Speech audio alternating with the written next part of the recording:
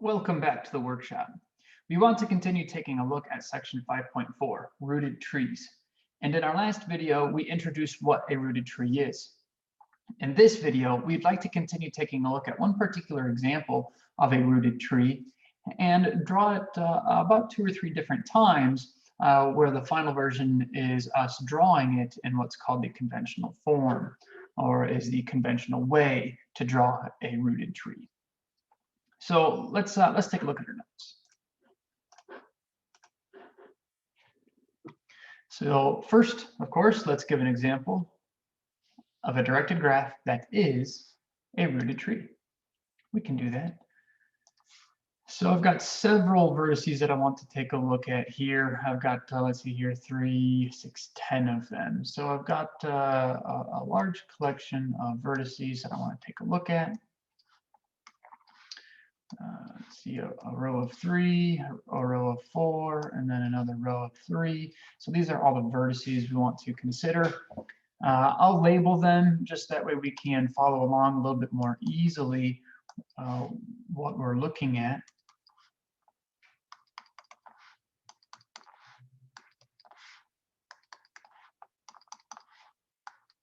All right, so we have our collection of vertices. And I'd like to give some directed edges. I'll use red to give our edges. So let's see here. I want to have an edge from H to D. Okay, directed. So from H to D tells us the direction. Let's go from I to H as well. From E to I.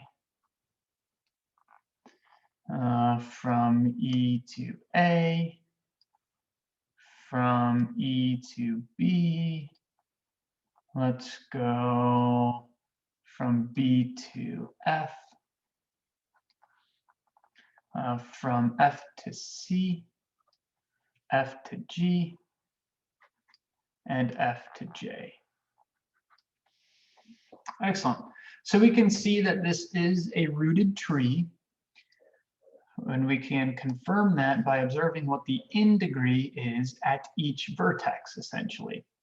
So the in degree here is 1, 1, 1, 0, 1, 1, 1, 1, 1, 1. So we have the root of the rooted tree. And again, it's a rooted tree. So excellent.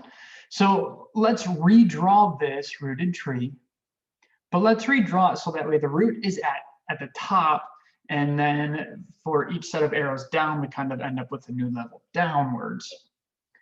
All right, so let's draw this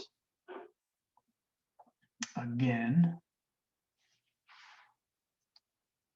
And we said that the root was E. So I'm going to put E right there. And then E is adjacent to A, B, and I. So I'm going to put, let's see here, I need a bit of room. So let's go with 3 spots, not too surprising, but I need to think about how this is going to look and how I'm going to distribute the edges that follow. So there are a lot of edges that follow after B, nothing after A, and a little bit after I. So I'm going to put I all the way over here because there's not much that's going to follow. Nothing actually. I'm sorry, I want to put A there because nothing's going to follow. I'll put I here because very little will follow. And then I'm going to put B over here because we have a lot that's going to go on.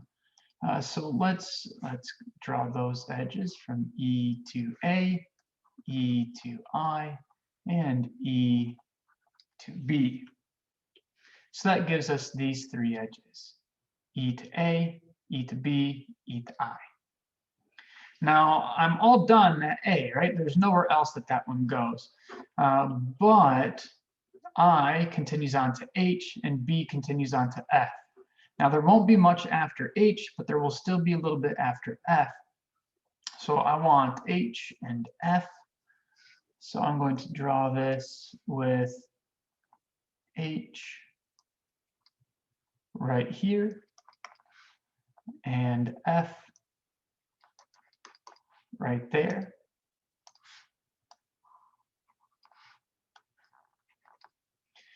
So now I've got only one more vertex adjacent to H, but I've got 3 vertices adjacent to F. So I want to add those vertices in here.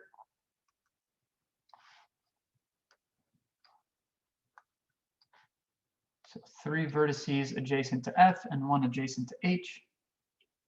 So D is adjacent to H.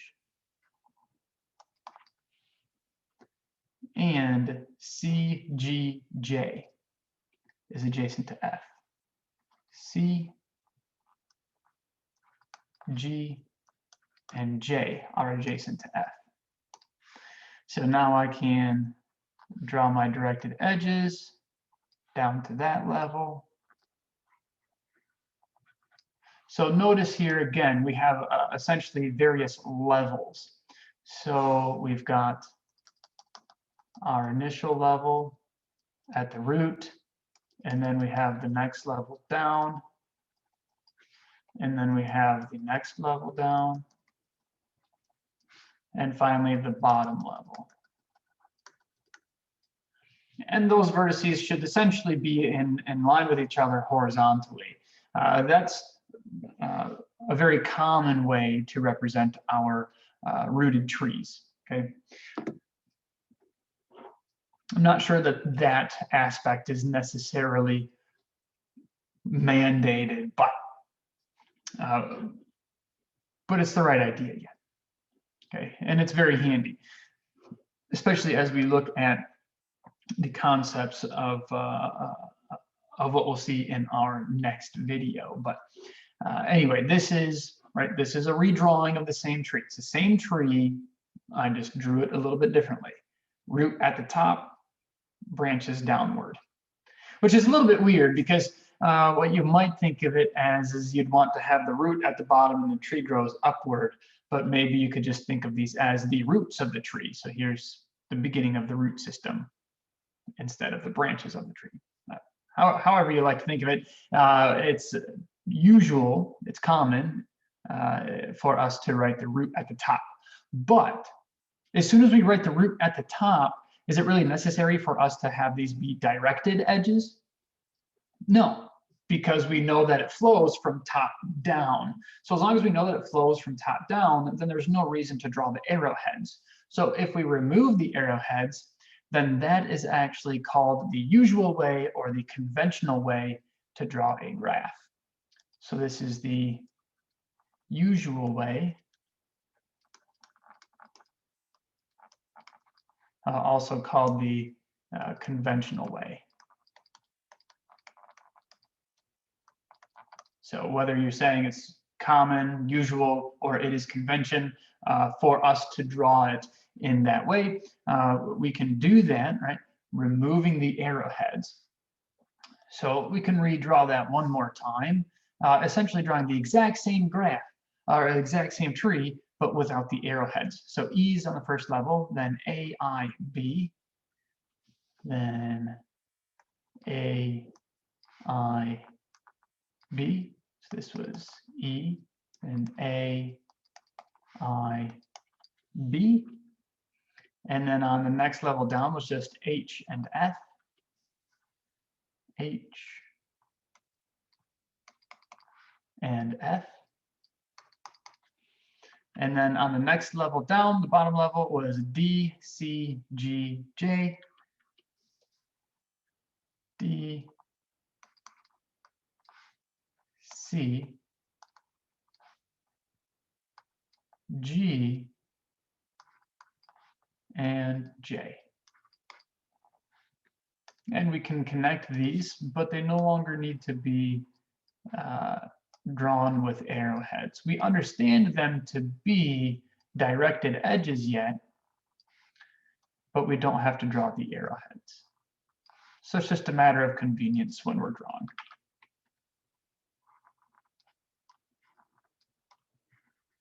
So no more arrowheads. Again, this is called the conventional or usual way to draw a rooted tree. All right, so that's it for this video. In the next video, we'll take a look at a theorem and a definition, and then there will be 2 more videos that follow that that give us a couple of examples. So thank you for your time. I'll see you guys back in the workshop very shortly.